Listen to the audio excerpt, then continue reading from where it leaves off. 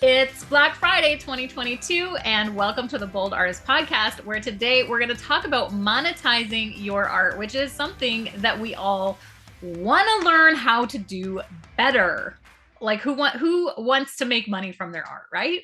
Yeah. Yeah, we all do. I do. Yeah. So, Charla, monetizing our art has been something that both you and I have some experience in. We have both done it and lived the life of making a living off of our art, but we have done it in very unique ways. It's not always exactly how one might think. And sometimes we end up piecing together a little from here, a little from there, and making the picture of what our art business looks like. And so, as we share ideas to monetize your art today, some of the ideas on our list are ones that Charla and I do have experience in. Some of them are ones we wish we had more experience in, and others are just really great ideas for us to talk about. But it's coming from a wide range of experience here. So, Charla, what are some of your initial thoughts? And I'd love to just dive right into the list of ways we can monetize our art and how to do that. Yeah, I want to dive in as quick as we can because it can probably, with our experience and even just our friends and people that we know and their experiences, we could have a really long podcast on that. But I think that monetizing your art is, I don't think it's as stigmatized of a word as it used to be. Making money off of your art. We were just talking about being what it means to be a sellout in our previous podcast. But I think that there was a time where it was not words that people wanted to be strung together in one sentence, but culture has changed, society has changed, social media has changed, all of that. And I think people are much more interested in finding ways to make money off of their art. And it's not because you just want to get rich and use your art and sell it however you can. I think the message is that art is important. Art is an important part of the world. People are good at it and people want to have it in their lives. And there's more ways to that your art is important and can affect and impact the world than even just simply hanging a painting on a wall. There's other ways that your art can impact the world. So it's important to not just look at one way, because even as a very successful fine artist who's maybe representing galleries around the world and has sold out solo shows, you can still use your art in other ways. You can make money off of it, but even more so than that, the more your art travels, the more it gets out there, the more people can see it and be impacted by it. So it's not even just about making money, but it's about allowing your art to have a bigger reach. And that's one thing that I know Charla comes back to time and time again as the founder of Bold School, is your art having purpose and a message. And that's one big thing we believe here at Bold School, which you can find out and learn more about us at boldschool.com and the classes that we teach online. But your art having a message. So basically, one of the ways we can look at this is that as you create products and services related to your art to monetize it, you are sending your art out there into the world to make a bigger impact, which is really fun. So fun and important, I should say. But just to start it off, Charla, I know that you have a list that you can speak to, but I'll just make it personal here for a second. As many of you know, I come from an illustrative background. And so a lot of the products, I'm going to call them products that I make from my art tend to be in the form of prints. And one that has gone really well for me has been cards. And so I can really speak to the whole topic of turning your art into cards and avenues in which you can sell your art as cards. I've taken both approaches where I've sold online. My cards have been available online, but also one avenue has really been just as simple as it sounds, in my local gift shops. And I've found that my local gift shops have been an amazing avenue of selling my art cards, my illustrative work that way, that a lot of artists don't really stop to think. We're really trained to think about online marketing. But our local community, where someone can go in and experience a shop and pick up something that's tangible, we really need to be careful not to discount that as being a really like viable way to market your artwork? Yeah, I think when we're talking through the list, now some parts of the list definitely work better online, some work better Mhm. locally, but always think, I think you've made a great point, always think local and think online, and how you can do both, like how you can try both of those Mhm. things, and see which works. But sometimes local works because communities love to support people who live in them. They love to Mhm. know that you live here and you're making a living here, especially in the arts. I think that most Mm. communities support the arts.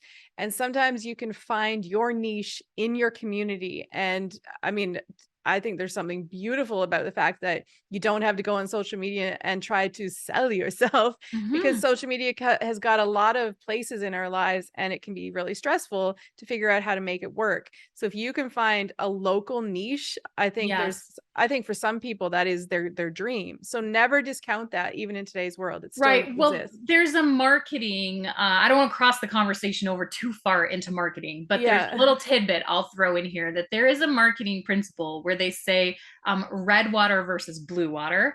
And what that means is if you're swimming in the ocean and you're with like a school of sharks that are all like attacking each other, it's red water, like there's just too much of a market there, that they say swim to where there's blue water. Like no sharks, no one is hacking. And like, I don't know if I'm painting a good picture here, but they say go to where It is a there's good blue picture. water. And for me, and what that means is go to where you have an open market, where your work Yeah. shines and you're not fighting for attention, which that can often be the internet as much as I am an advocate of online sales. And I think it's an excellent skill that we learn how to sell and market online. But I found that there was some beautiful blue water for me as an illustrator right in my local community. I have a couple of really beautiful, strong, supportive gift shops that love me and they love my work and they sell a lot. And it's Mm, amazing that I don't have to be online with that strong online presence to sell my cards. And so it's a suggestion for artists to consider where there's blue water for you, a place that you're loved, that you can sell in person if that's a good avenue for you. But let's dive further into the list, Charla, of ways we can monetize our art. yeah, and while we're talking, think about ways that you can even use several of these streams, because I think it's a business principle that if you can be making money from more than one place, it's less dependent on that one way to make money.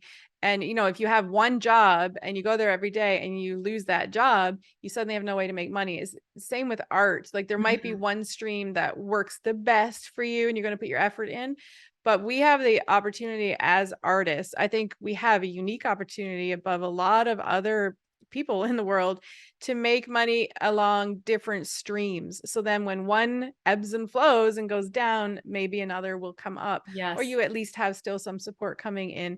And artists, we have times of struggle and times where things aren't going particularly well. So several streams are really, really good. Yes, and I can speak to that as well because I have always relied on several streams and I guess we should be clear that we're talking about streams of income where you don't Yes. just rely. I don't only rely on my art cards to sell to make that income. I have several streams.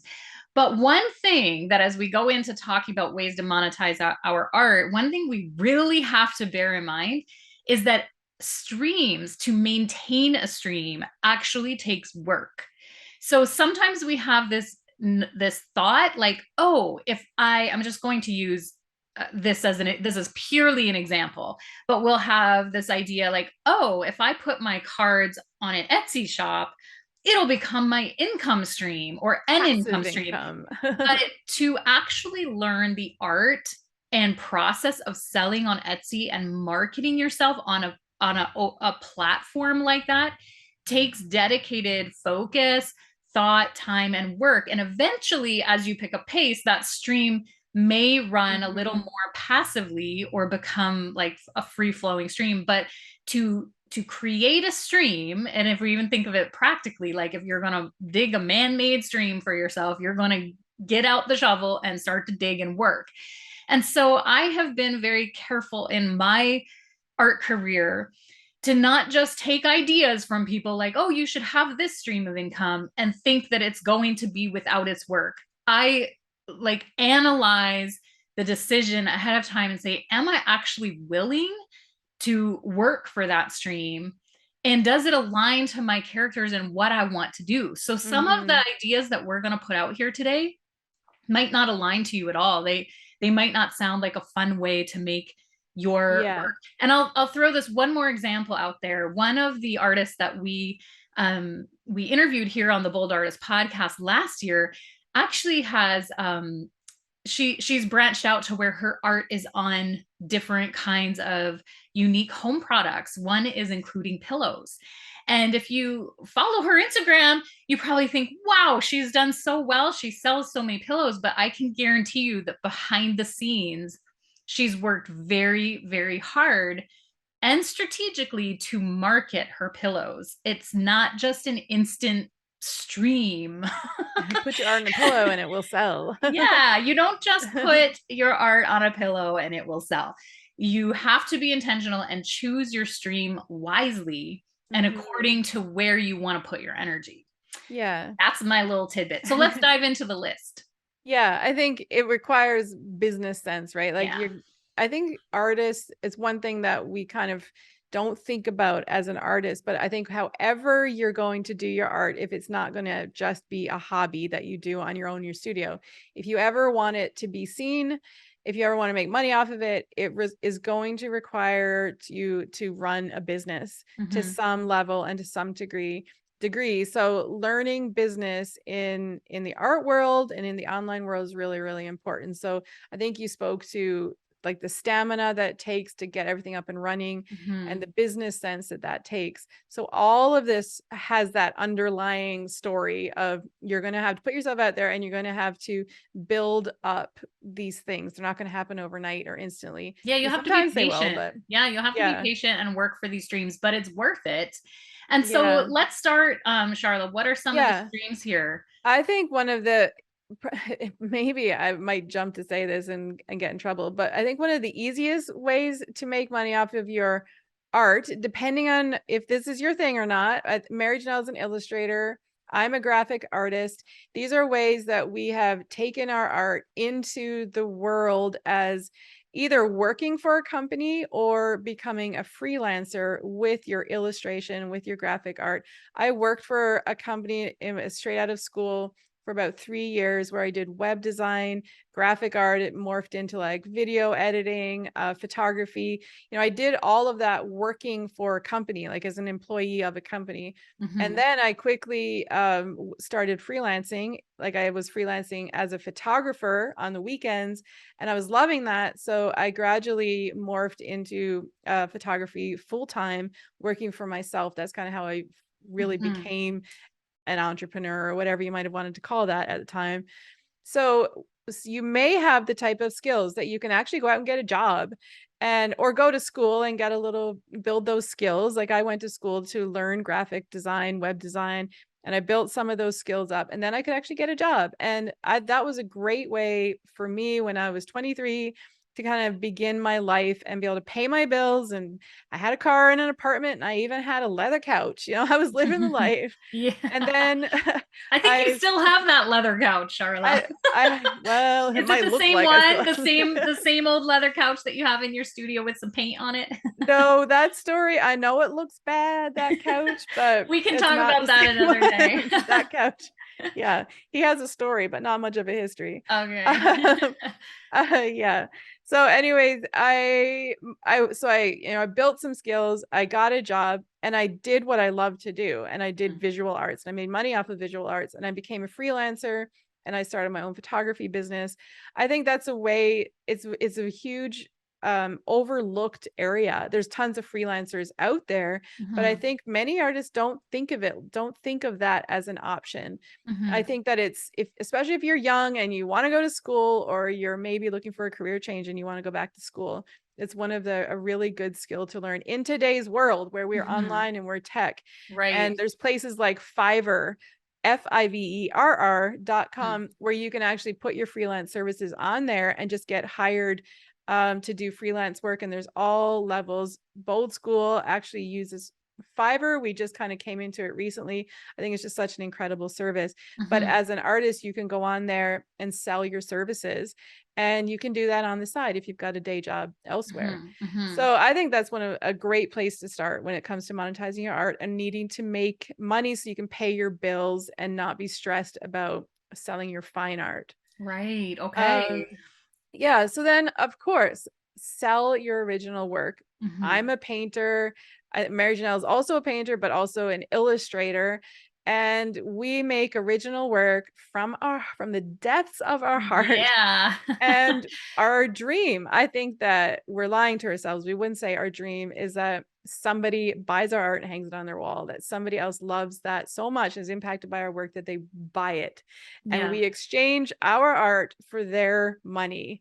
My husband always tells it to the kids, you're just trading. You're trading the Mhm. money in your bank for something that you actually want. Mhm. And I think that's a dream, and you can run your career as an artist who sells original work. Yes. Now I'll speak to selling original work a little. The medium that I have the most experience in selling original work would actually be my clay sculpture, and that's the field I was in where I would sell in galleries and I would sell sculptural work in several of the BC galleries. It was a dreamy time. I'm not in that season of life right now, but it was a dreamy time where I had set the benchmark in my mind that when my sculptures sell for hundreds of dollars, I'll have arrived. And I accomplished that goal. But what I found was that even though I had that income stream and even though I had reached that benchmark, it wasn't necessarily enough to be my entire livelihood. As you can imagine, sculptures selling in galleries, it can be slow and there's slow times. And I found that I needed the other streams to fill in the gaps. Mhm. And also, I don't mean to make it sound like it was boring to only do that, but you make a sculptural piece, you send it off to a gallery. Well, what then? Like I needed a little bit more like interaction and interest. And so all of the other ideas added to that made the art career so much more spicy and alive. So Mhm. selling original work is so important, but I'm not of the mind, like at least for a personality like mine, that it's the only thing that feels satisfactory. I needed more interest than that.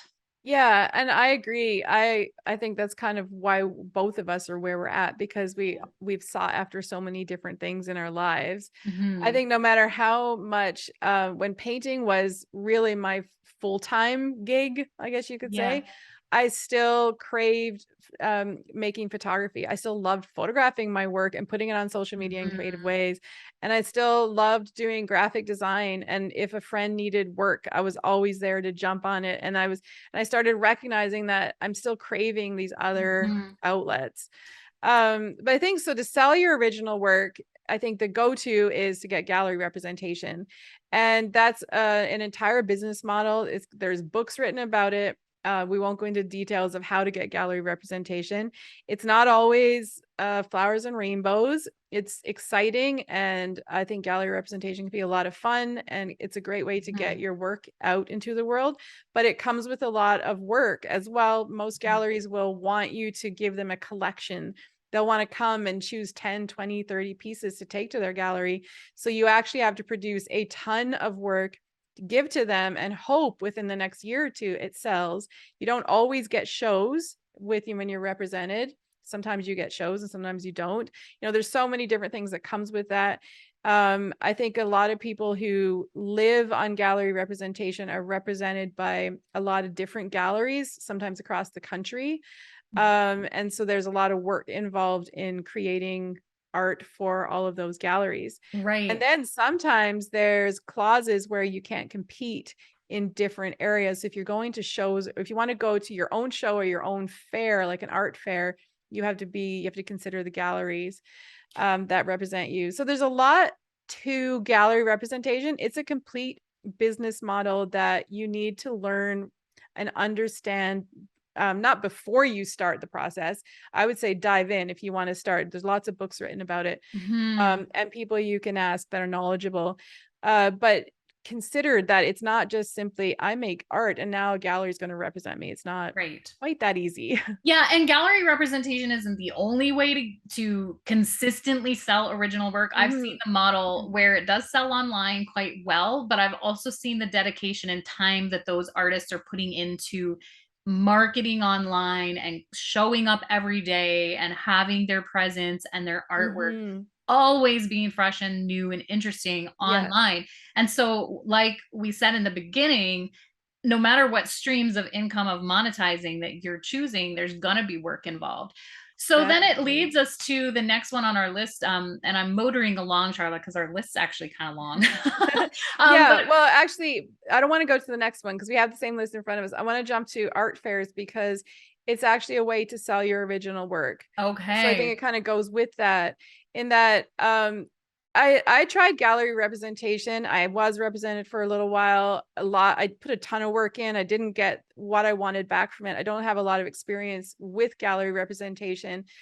So what I ended up doing, which worked for me and kind of why I stopped looking at gallery representation, was selling at art fairs.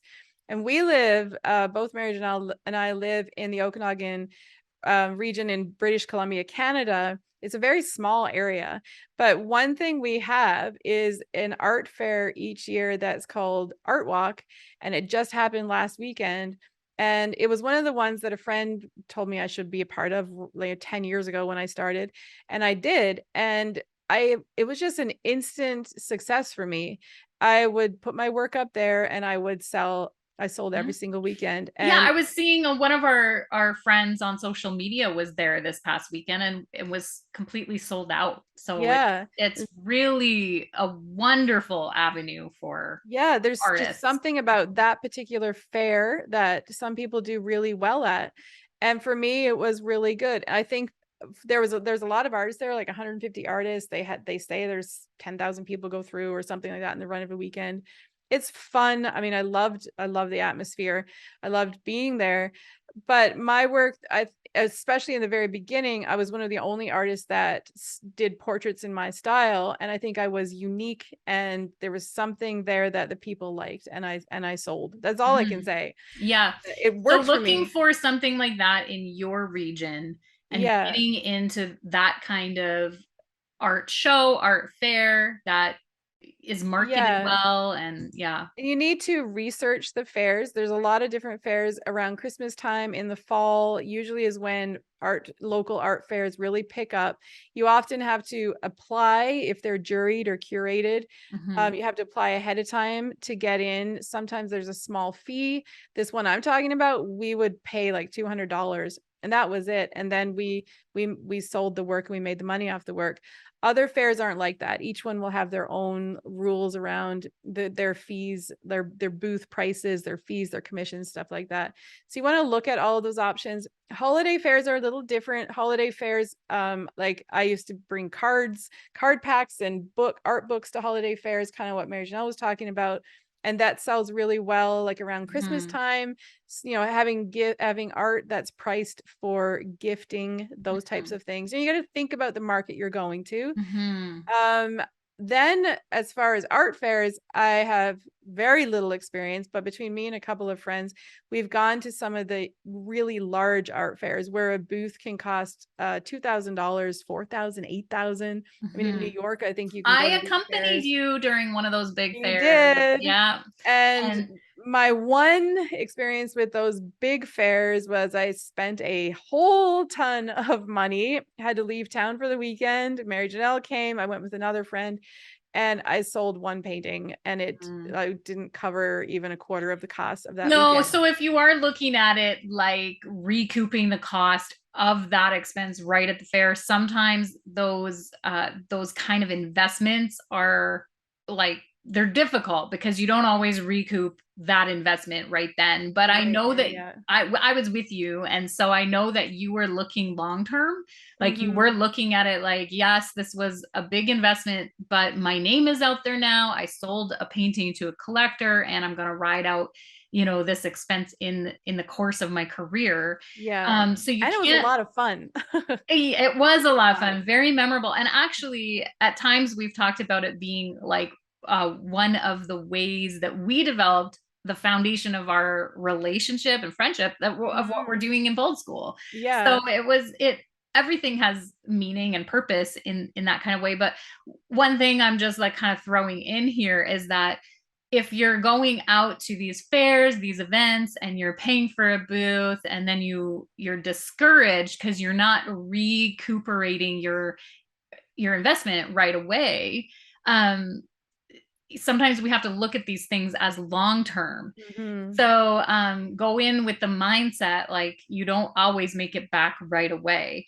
Yeah, But these other ways, these other avenues of income streams can help to offset some of those costs. So we have other definitely. things on our list, Charla. We have, I'll just say a few and then you can come to the one that like sort of strikes the chord. But we have everything from selling prints, selling items like cards and books. We have having online like shops between Instagram, Etsy, those sort of things. So what's something there that you'd like to speak to as far as these ways of monetizing our art? Well, I think with some of the online shops like Etsy and Instagram, I mean, it always depends on the type of art that you do and that you sell. For me, I paint paintings.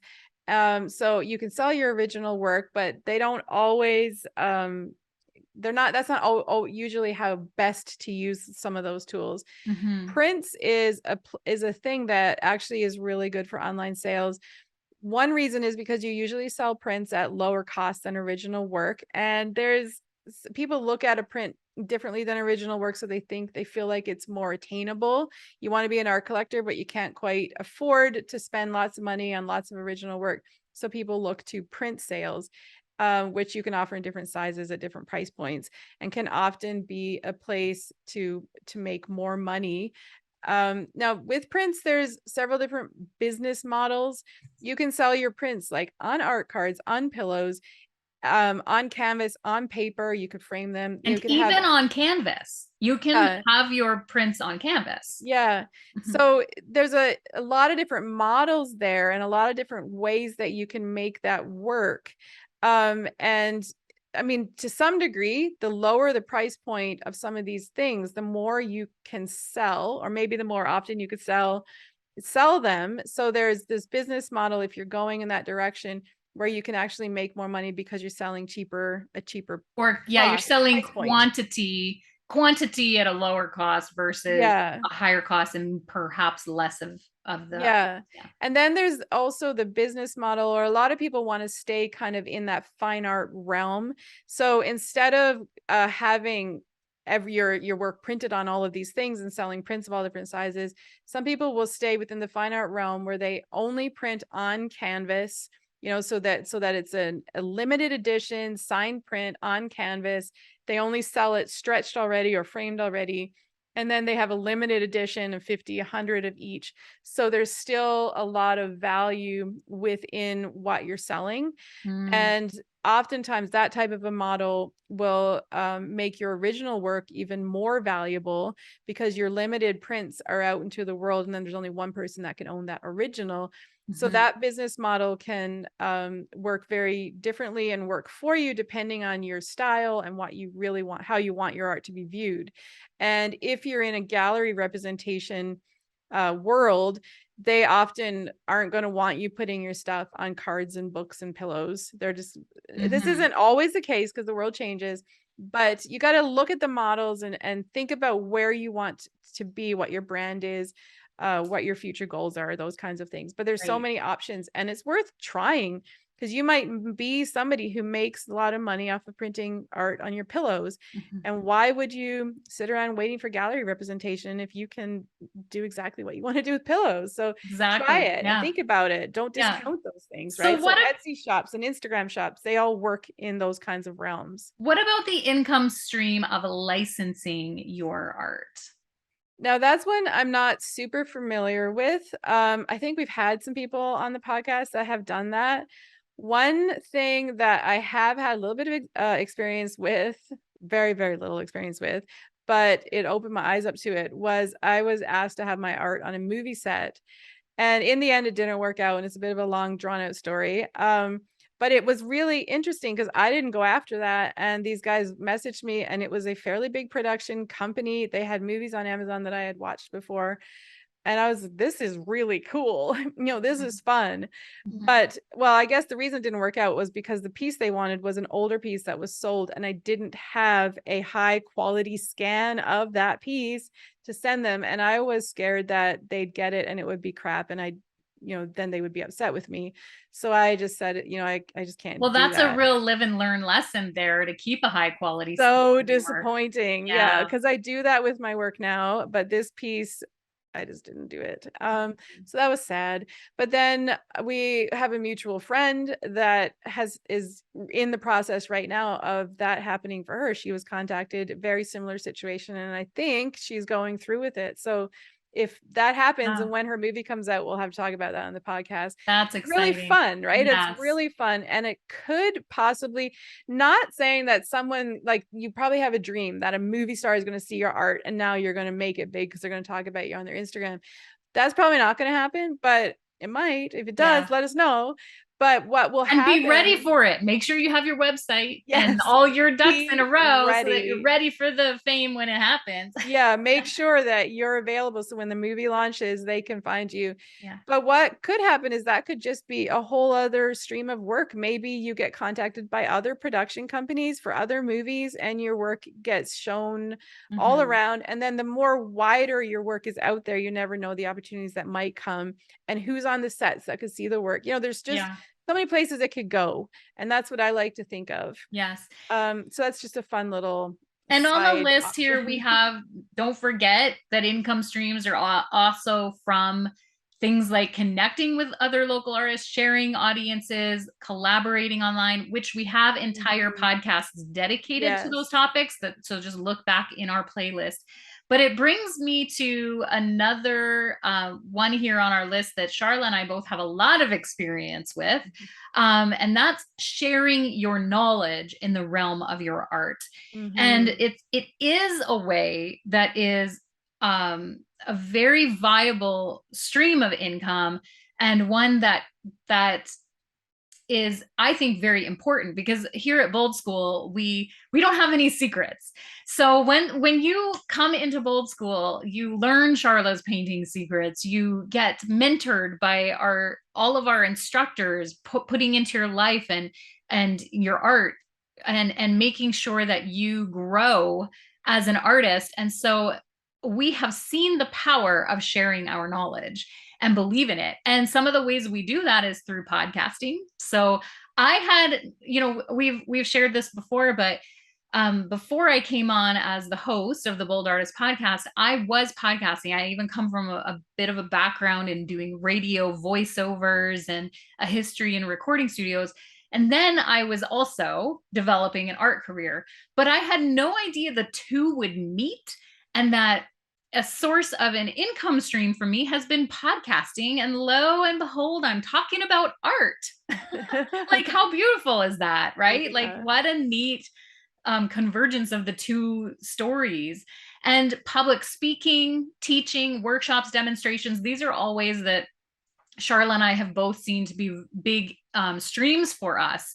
And I, even I've talked today a few times about my pottery season, but I was asked many times to public speak, not only on pottery itself, but on what I learned in life through working with clay, because it's a very transformative subject in itself. And so there have been these really unique opportunities that I get paid for, that Charlotte gets paid for, that have to do with sharing knowledge. So Mm-hmm. never discount your knowledge as being a way that as an artist you can monetize. Yeah, I think there's a lot of deep places and future podcasts we can go with that, with because with it comes the idea of becoming a mentor in other people's lives, Yeah, which I think is one of the most valuable things you can do in your whole life, whether you get paid for it or not, is to exactly. mentor and share your experiences and your knowledge, like not make stuff up, but Mhm. what you've experienced and what you've done. And there's no doubt in your life, no matter how old you are, that you have wisdom and knowledge and experiences in places that other people can use your Mhm. wisdom. For me, this kind of developed, I was a believer in that, but it kind of developed with my work, showing my work in art fairs, because I would sell at these fairs, and it was always a great experience, and it built me up as an artist, and I recognized that people wanted my work. But also what was happening was at art fairs is that other artists come to see the work, right? We all want to go see other people's work and see what people are doing, and meet and collaborate and whatever, network, whatever the right word is. And so all these artists were coming through. And at first I used to think, like, go away. I don't want to talk to starving artists. I want to talk to collectors. But it was more fun to talk to starving artists or non-starving artists and discuss the art. They were interested, they were wanting to know about technique and paint, and they could talk in depth about the work. And I loved talking with the artists. And then what came from that is that they wanted to know how I did it. And from that, I got invited to teach workshops and to do demonstrations. Every single time I did a show, I was invited to do those kinds of things. So then I started developing how to teach my process and my style, and all of that kind Mhm. of Mhm. morphed out of that. And from there grew Bold School, Yeah. which has been one of the most incredible parts of my life, in my personal journey, in my art journey, and in my teaching journey, and in my business journey. I All of mean, it. in many, many ways, right? Yeah. So all of that kind of morphed to, like you said, all of it kind of found its place, and it all came together into what we're doing today. But I think Mhm. sharing your knowledge is not just a way to monetize your art, but also a way to just find a lot of fulfillment in Mhm. what you're doing. Mhm. And whether you're an introvert who loves spending time in the studio and can't stand the thought of leaving or not, I Mhm. think that you will enjoy and find fulfillment in sharing the knowledge that you have, in teaching, and even just talking like we're talking today. Yeah. So, Yeah. just to give a real quick recap of ways to monetize your art, we've got looking into freelance, making sure sell original work like gallery representation and online representation, selling prints, options to print, selling other things like cards, pillows, items with your artwork, selling at fairs, Instagram shopping, Etsy store, commissions, licensing your art, like the example Charla gave of movie set examples, connecting with other local artists, sharing audiences, collaborating online, and sharing your knowledge, which sums up what we've shared today as just a few of the Yeah. streams, just a few. Not And expensive. there, some of them Charla and I have experience in, others are great ideas that might suit you and your style, remembering that it always takes work and effort and diligence to grow Mhm. any of those streams. In closing, Charla, I know we need to wrap up the show, but I was wondering if you would just entertain us for a moment and share with us a little bit about. So I know we're already way into the autumn here, in November, but this past summer, you lived out a little bit of a dream by visiting a gallery of one of your very favorite artists, and you got to see firsthand how his business and world and gallery, like how it was all working, and you had an experience there. Can you just give us a quick glimpse inside of that experience? Yeah, and I think it's totally relevant. So let me just tell the story. There's an artist I'm from Newfoundland, which is an island off of the east coast of Canada, which is fairly unknown even by Canadians. Everyone looks at it as far away and isolated, Just to throw in something amusing here, when I interviewed an artist from Newfoundland, Charla made me practice the word Newfoundland like 50 times so that I would pronounce it correctly. So she's very protective of Newfoundland and how it's, am I even saying it correctly? Yeah, you're saying Okay. it right. No, most people will say Newfoundland, Right. That's how but it's it's spelled. Newfoundland. Yes. Yeah, and it would only become, I mean, there's a whole history, of course, but it only became part of Canada in 1949, and it's just kind of always been, it always feels like it's not a part of Canada, and us Newfoundlanders look at ourselves as Newfoundlanders before we look at ourselves as Canadians. So there's a whole like series of podcasts around the history of Newfoundland. So anyways, it's very isolated. Its culture is very different from Canada, and it's my homeland, and I love it. And so I went home this year, and there's an artist there that has gained fame and popularity, and his name is Adam Young. And we had him on the podcast last year, and it's an excellent podcast, totally worth listening. And his work is amazing. Like, he's just talented in so many different ways. And Newfoundlanders love their own. So he has just been, the word of him has spread far and wide because he's good. And when there's somebody good, Newfoundland lets its people know. So he however he's not even from Newfoundland. He's from the mainland. And he married a girl from Newfoundland, and they live on Fogo Island. So Newfoundland is a small isolated island off the coast of Canada. Well, Fogo Island is an even smaller island, even further off the coast, off of Newfoundland. So, it's fairly It's remote. It's remote. Like yes. you have to be very intentional to seek out It's Fogo remote. Island. Yes. Definitely. So we're in Newfoundland, and we have to take a ferry, and we go over to this little place. And these little tiny outports, they're so tiny on this tiny little island, and these tiny little houses and these tiny little villages. The world of tiny. Yeah. And this is where Adam Young lives.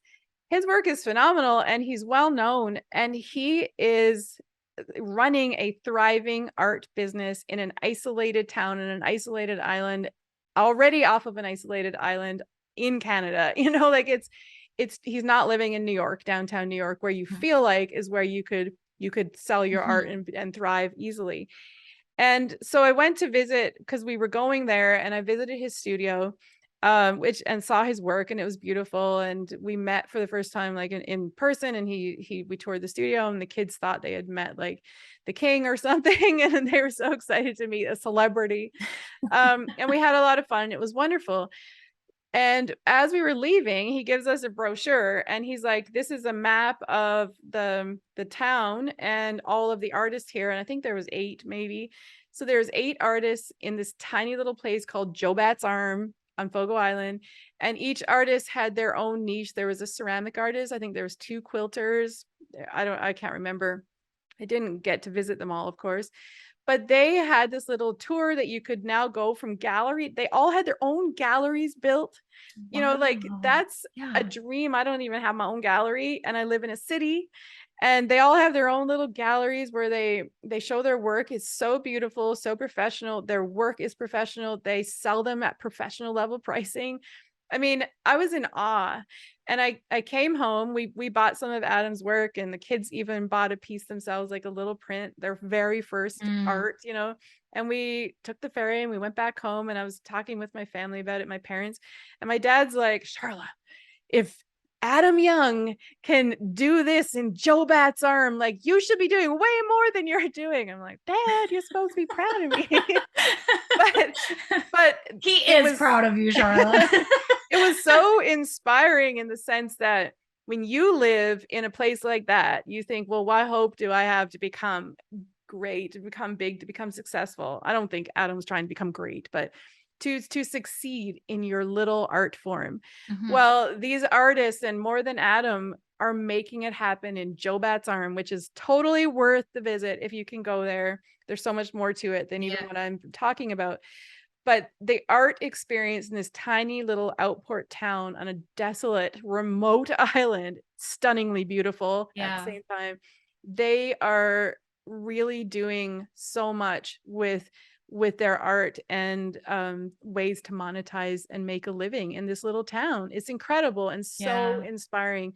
We can all do it. We can all make it happen. We are creative. So use your creativity to figure out where your niche is and what you love to do, and make it happen, you know, just Absolutely. Whether you're remote on Fogo Island or in the city of Kelowna, no matter where you live. But what I love about you sharing your experience of going to Fogo Island and seeing all the galleries and Adam Young's work is just, it brings hope that no matter where you are in the world, you can be an artist, you can monetize your work, you can grow your business. And so hopefully this podcast here today on the Bold Artist Podcast has inspired you to do that, given you some ideas to mull over, to think about how you can monetize your artwork. By next Black Friday, you could be monetizing your artwork and making money a year from now on Black Friday. Yes. And make sure to check out Bold School's Black Friday deals if you're listening to this at the time of Black Friday. There's always at least one good one out there. Absolutely. Make sure to look out for our deals, because we have very special, unique sales around Black Friday. So go to boldschool.com, find us on Instagram at Bold School Inc. Here on YouTube, we're on the Bold School channel, and you can listen to this podcast on all audio apps, including Spotify. Until next time, keep creating.